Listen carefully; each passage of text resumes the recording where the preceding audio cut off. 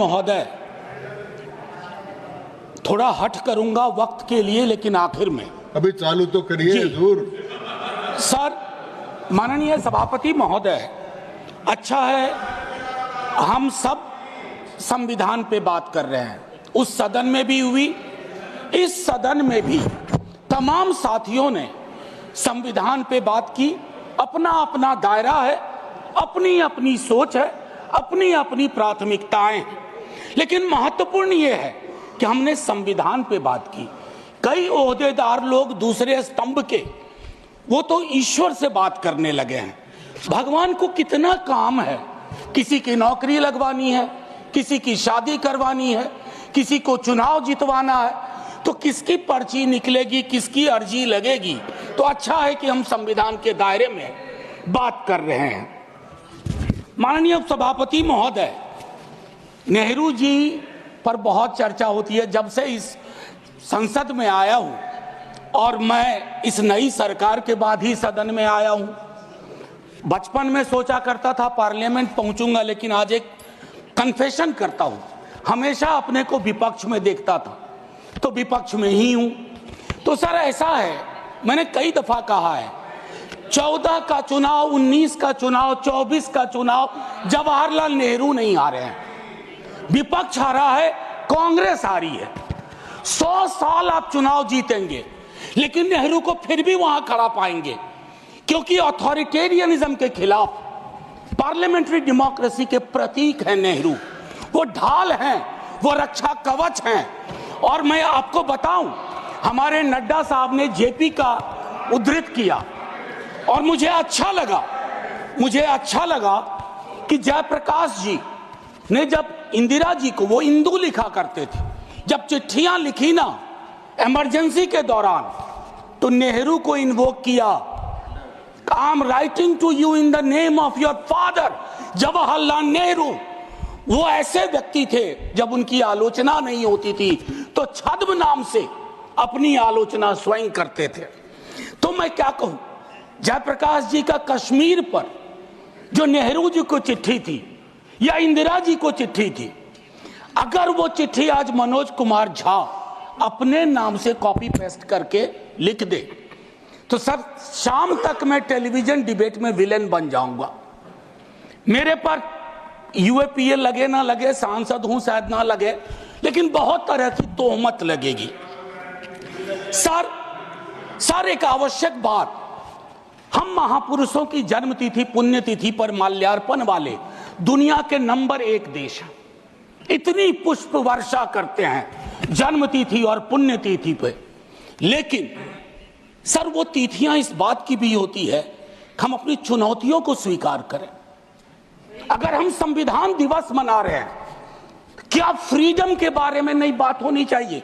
दोनों तरफ ऐसी बातें हो रही हैं, मेरी कमीज सफेद, तुम्हारी कमीज गदली। अरे साहब, संविधान की कमीज देख लो, वो गदला ना हो, उस पे दाग ना पड़े। ये हमारा दायित्व होना चाहिए। आज से 25 वर्ष बाद मैं इस सदन में नहीं होऊंगा, हम में से बहुत लोग नहीं होंगे। जब 100 साल पे चर्चा हो रही होगी, बहुत चर्चा होगी, लोग विश्लेषण करेंगे, जैसे आज हम करते हैं कि नेहरू को यह करना चाहिए था, नेहरू ने वो नहीं किया। 100 साल बाद कोई आपके बारे में टिप्पणी करे, मैं जीवित नहीं रहूं, संभवतः मैं सदन में नहीं रहूंगा, लेकिन वो भी अच्छा नहीं लगेगा सर, अशोभनीय लगेगा। टाइम मशीन नहीं है सर, नहीं तो मैं अपने सारे साथियों को 47-46 ले जाता। खून की नदियां बह रही थी दोनों तरफ, खून की नदियां। मंदिर में गाय काट के फेंकी जा रही थी, मस्जिद में सुअर फेंके जा रहे थे। उस दौर में एक ऐसे देश के निर्माण का संकल्प, गलतियां हुई होंगी। आप विलेन क्यों बनाते हो भाई? विलेन मत बनाओ, आपसे भी गलतियां होती हैं, हमसे हुई हैं। मैं सिर्फ इतना कहता हूं माननीय उपसभापति महोदय, कि जब हम तबसरा करते हैं इस तरह के नेताओं पे, तो हम भूल जाते हैं 47 में इस देश की क्या हालत है। सर आपने घर बनाया हो, मैंने नहीं बनाया अभी तक, मेरे पिता ने बनाया। सर ग्राउंड फ्लोर बनाने में सबसे ज्यादा मेहनत लगती है, नींव है वो। नेहरू और अंबेडकर, पटेल, आजाद ने नींव डाली। आप सेकंड थर्ड फ्लोर बना रहे हैं, उन्होंने फर्स्ट फ्लोर बनाया, आप 5 फ्लोर और बनाइए, लेकिन नींव के बगैर फ्लोर किसी काम का नहीं है, ये याद रहना चाहिए। सर, माननीय उपसभापति महोदय, हमारे प्रधानमंत्री जी, भाजपा के कई साथी, और चूंकि ये संविधान की डायरेक्टिव प्रिंसिपल्स में है कि यूनिफॉर्म सिविल कोड, सर मैंने विस्तार से अध्ययन किया है, नड्डा साहब ने भी अध्ययन किया होगा, तमाम साथियों ने। सर, कई तरह के उस पर विचार थे, लेकिन डोमिनेंट विचार था कि इसको रखो, किसी दिन वक्त आएगा इस पर बात होगी। सर, 44 आर्टिकल जो कि ड्राफ्ट में 35 था, उससे पूर्व आर्टिकल 39 क्लॉज सी है sir, about concentration of wealth. Income inequality का इस देश में जो आलम है, हम टाइम बॉम्ब पे बैठे हुए हैं, टाइम बॉम्ब है ये, और ये सबको इंपैक्ट कर रहा है, ना सिर्फ गरीब मजलूम वर्गों को, मध्यम वर्ग को। अभी हालिया रिपोर्ट आई कि प्रॉफिट मेकिंग कंपनीज, लेकिन उनकी प्रॉफिट का एम्प्लॉय के सैलरी में कोई रिफ्लेक्शन नहीं है सर। रिलेटिव डिप्रिवेशन का जन्म हो रहा है। 44 तक पहुंचिए यूनिफॉर्म सिविल कोड तक, लेकिन रास्ते में एक मील का पत्थर है आर्टिकल 39C। वहां रुकिए, ठहरिए, सोचिए कि इसको, क्योंकि अंबेडकर साहब को आप कोट कर रहे थे सोशलिज्म के बारे में कि वो कहते थे कि वो तो रचा बसा है, सेक्युलरिज्म रचा बसा, मानता हूं, लेकिन उन्होंने नेशनलाइजेशन ऑफ लैंड और इंडस्ट्री की भी बात की थी। मैं उसकी पैरोकारी आज के दौर में नहीं कर रहा हूं, लेकिन ये जरूर कहूंगा कि प्राइवेट प्लेयर्स ऐसे ना हो जाएं कि एक को चादर से ढकने के चक्कर में पूरा देश नग्न सच्चाई से रूबरू होता रहे। ये नहीं होना चाहिए। अब सर, मैं एक बात कहता हूं, आज जब मैं यहां बोल रहा हूं, इस देश के किसी न किसी कोने में सीवर से एक आध डेथ हो चुकी होगी, सीवर में उतर करके। खुदाई चल रही है इस देश में, कई जगह खोदे जा रहे हैं। एक खुदाई हम सब सांसद मिलके करें, वो जो सेप्टिक टैंक और सीवर में उतर करके जहरीली गैस से मरने वाले लोग, ये कौन है? ये हम एक हैं तो सेफ हैं में नहीं आते, ये हमारे हिस्सा नहीं है, इसी समाज का हिस्सा है। हाँ, ये अव्वल बात है कि हमारी जातिगत सीढ़ी नुमा पदानुक्रम में वो नीचे आते हैं, तो उन पर गौर थोड़ा हम कम करते हैं, ये नहीं होना चाहिए। और मैं समझता हूं कि फ्रीडम की जब बात हो तो हम मूल्यांकन करें। फ्रीडम में हाइफन नहीं होता है, फ्री के बाद डॉम नहीं, जैसे जॉर्ज ऑरवेल की किताब में था, all animals are equal but some animals are more equal than others. इस देश में नाम और सरनेम से भी चीजें तय होती हैं। खालिद नाम है, जेल में रहोगे, सुनवाई नहीं होगी। हैदर नाम है, मीरान हैदर, नहीं सुनवाई होगी। इमाम नाम है, सरजिल इमाम, नहीं होगा। गुलफिशा होगी, नहीं होगा। तो ये सारी चीज, एक मिनट, आप मैं मेरा टाइम पॉज कर दीजिए, मेरा टाइम पॉज कर दीजिए, मेरा टाइम पॉज कर दीजिए। मैम चेयरपर्सन, मेरा टाइम पॉज कर दीजिए। Don't shout. मैम मैं सिर्फ इतना कहना चाहता हूं, अभी यहां बोल रहा हूं, मूलवासी बचाओ संघ मंच है छत्तीसगढ़ में, अनलॉफुल बना देते हैं आप। अरे कोई तो तौर तरीका हो। किसान विरोध करे, देशद्रोही है। विद्यार्थी विरोध करें, नौकरी के लिए नौकरी मांग रहे हैं आपसे, और कुछ तो नौकरी भी नहीं मांग रहे हैं, परीक्षा समय पर कराने की मांग कर रहे हैं। आप कह रहे हो अराजक हैं, नक्सल हैं। ये जो शब्दावली लेकर के, विशेषण लेकर के आप घूमते हैं, इससे थोड़ा बाज आइए। मैं कह रहा हूं ये टेम्पटेशन होता है जब बहुत बड़ी सत्ता होती है, 15वें वर्ष में, 11वें वर्ष में प्रवेश करते हैं, लेकिन उस टेम्पटेशन को रोकना मैच्योरिटी है, परिपक्वता, परिपक्व लीडरशिप की बात होती है। वैकल्पिक विकास की कोई मांग आपसे करेगा तो आप कहोगे नक्सली है। अब मैम चेयरपर्सन, एक और चीज कहना चाहता हूं, मैं पीड़ा साझा करता हूं बांग्लादेश में जो हो रहा है, साझा करता हूं पीड़ा। 71 के बारे में पढ़ा था, अभी देख रहा हूं, लेकिन मैम मैं महात्मा गांधी पर जाना चाहता हूं।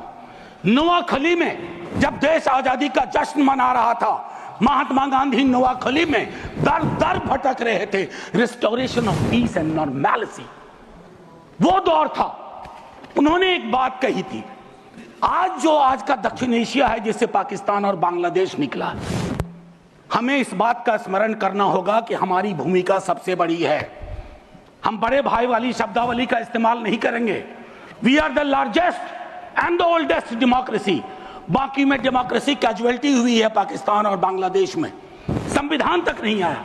लेकिन हम अपनी अकलियत के साथ कैसा व्यवहार करते हैं, तो हम कह पाते बांग्लादेश को, learn from us, to Pakistan, learn from us, this is how we treat. लेकिन हमारा रिपोर्ट कार्ड अगर उसमें कमियां रहती है, मैं Sit down. Sit down. Sit down. Ma'am, chairperson, my time should be paused. Down. My time should be paused. My time should be paused. My time should be paused. Honorable members. Ma'am एक चीज मैं एक चीज कहना चाहता हूं। अंबेडकर साहब को कोट किया गया, अंबेडकर साहब को कोट किया गया, और एक मिनट किसी की भावना आहत हुई है तो मैं वापस लेता हूं। It is primarily a mode of, सुनिए, it is primarily a mode of associated living. Democracy is not simply a form of living, form of government. Associated living कितना इसको अपने जीवन में उतार पाए, ऑफ कॉन्जॉइंट कम्युनिकेटेड एक्सपीरियंस कितना उतार पाए। जातिगत जनगणना की जब बात होती है तो बट जाते हैं हम। क्यों बट जाते हैं भाई? वर्गीकरण की बात होती है, बिना जनगणना के वर्गीकरण कैसा? एनएफएस के माध्यम से एक नई रवायत का जन्म हो गया है। एक ओबीसी की लिस्ट में क्रीमी लेयर के इंटरप्रिटेशन के लिए आप राज्यों की समकक्षता इक्विवेलेंस को एक ऑर्डर के माध्यम से छुपा देते हैं।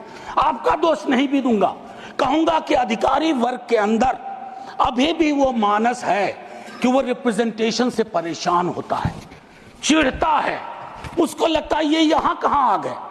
अभी बिहार में सर्वेक्षण हुआ, कई लोगों ने कहा हम तो इतने कम नहीं हो सकते। विजिबिलिटी और न्यूमेरिकल स्ट्रेंथ में फर्क होता है। विजिबल आप इसलिए अपने को समझते हैं ज्यादा कि आप न्यायालय में हैं, आप विद्यालय में हैं, आप सड़क पे हैं, आप चौक पे हैं, आप चौराहे में हैं, तो आपको लगता हम तो बहुत, हमें कम क्यों दिखाया गया? उसके इस रिश्ते को हम सबको समझना होगा। मैम चेयरपर्सन, और जो मैंने कहा conjoint experience and associated living. Together with that, I'll take you for a minute to what Jawaharlal ji said in the beginning of objective resolution. उन्होंने कहा, और मैं हिंदी में तर्जुमा करता हूं, कि आज जब मैं यहां खड़ा हूं तो 5000 साल का अतीत मेरे सामने खड़ा है। मैं अभिभूत भी हूं, लेकिन मेरी चिंताएं भी हैं। इन चिंताओं और अभिभूत होने के बीच किस तरह के राष्ट्र का हम निर्माण करेंगे इस संविधान सभा के माध्यम से, मैं इस चुनौती को स्वीकार करता हूं अपने साथियों के साथ। और देन ही mentioned oath of tennis court. मैंने इस सदन में एक दिन कहा था कि 1789 के रेवोल्यूशन के बाद जहां से लिबर्टी, इक्वालिटी, फ्रैटर्निटी आया, जवाहरलाल जी ने कहा तब के बादशाह ने वहां कमरे बंद करवा दिए कि कॉन्स्टिट्यूएंट असेंबली नहीं बैठ सकती है। एक कमरे से दूसरा कमरा, दूसरे कमरे से बरामदा, और आखिर में टेनिस कोर्ट में पूरी की पूरी असेंबली बैठी और ओथ लिया। उसको कहते हैं ओथ ऑफ टेनिस कोर्ट। उन्होंने क्यों यह उदाहरण दिया कि हमारी डेमोक्रेसी में भी कभी इस तरह के चैलेंज आ जाए तो संसद इमारत की मोहताज नहीं होगी। संसदीय लोकतंत्र इमारत की मोहताज नहीं होगी, वो इबारत देखेगी। और इबारत में फर्क है। मैम आज मैंने कहा था हट करूंगा, 1.5 से 2 मिनट और चाहिए। अब मैंने कहा कि वन नेशन वन इलेक्शन की बात हो रही है, उस पर विस्तार से बोलूंगा जिस दिन अगर आया, अगर सिलेक्ट कमेटी को गया तो अलग बात है। लेकिन मैम इस देश में वन नेशन वन इलेक्शन था। नड्डा साहब ने कहा, मैं मानता हूं कई दफा क्या होता है जब आप कोट करते हैं, हमारी यूनिवर्सिटी में कहते हैं कि सेमी कोलोन के बाद किसी को कोट मत करो, उसको हम लोग कहते हैं पुअर साइटेशन, कि किसी को कोट किया। जैसे आपको उदाहरण के लिए मैम 30 सेकंड में कि मार्क्स ने कहा religion is the opium for masses, ऐसा कभी नहीं कहा मार्क्स ने। वो सेमी कोलन के बाद का एक सेंटेंस था, उन्होंने ये कहा is the Sai of oppressed, लेकिन सेमी कोलन के बाद का उठा करके कहा रहे रिलीजन के तो खिलाफ थे कार्ल मार्क्स। तो उसी तरह से साइटेशन के साथ दिक्कत है। मैं सिर्फ इतना कहना चाहता हूं, वन नेशन की वो साइकिल टूटी थी, वन नेशन वन इलेक्शन की साइकिल 60s मिड 60s में टूटी। आज क्या गारंटी है, हम कैसे अगले चुनाव तक ले जाएंगे? Will it be a proxy governance? Then it won't it undermine the idea of will of the people? मैं समझता हूं कि इस पर विशद चर्चा हो और तभी जाकर के एक Kindly conclude. बस अभी तो 33 सेकंड लिया है, 1 मिनट और दे दीजिए। मैम चेयरपर्सन, तारतम्य तो थोड़ा टूट जाता है, फिर भी अपनी एक बात कह के खत्म करूंगा। बाबा साहब भीमराव अंबेडकर के बचपने का एक छोटा किस्सा। क्लासरूम में बैठे हुए थे सबसे पीछे, शिक्षक ने कहा चूंकि मैथमेटिक्स में बहुत अच्छे थे, आओ इसको हल करो। ज्यों ही वो बोर्ड की तरफ बढ़े, जितने कास्ट हिंदू अपर कास्ट के लोग थे वो दौड़ के बोर्ड के पास गए, क्योंकि बोर्ड के पीछे उनका टिफिन बॉक्स था। उनको लगा ये पोल्यूट हो जाएगा। मैम आज वो मान्यताएं नहीं हैं, लेकिन पोल्यूशन प्योरिटी की नई मान्यताएं आ गई हैं, एक्सक्लूजन की नई मान्यताएं आ गई हैं। और आखिरी में ऑस्विज एक जगह थी पोलैंड में, जहां जिसको सिर्फ गैस चैम्बर से मत समझिए, ऑस्विज के बनने में सालों की नफरत और घृणा थी, जिसका अंजाम ना सिर्फ जर्मनी में भुगता गया, पूरी दुनिया ने। तो ये नफरत घृणा, इस पर लगाम लगे ना तो हर मोहल्ले में ऑस्विज होगा। और आखिर में मैम, मैं आज जद पे अगर हूं, निशाने पे, मैं आज जद पे अगर हूं तो बदगुमान न हो, चिराग सबके बुझेंगे, ऐसी हवा किसी की नहीं होती। शुक्रिया मैम, जय हिंद।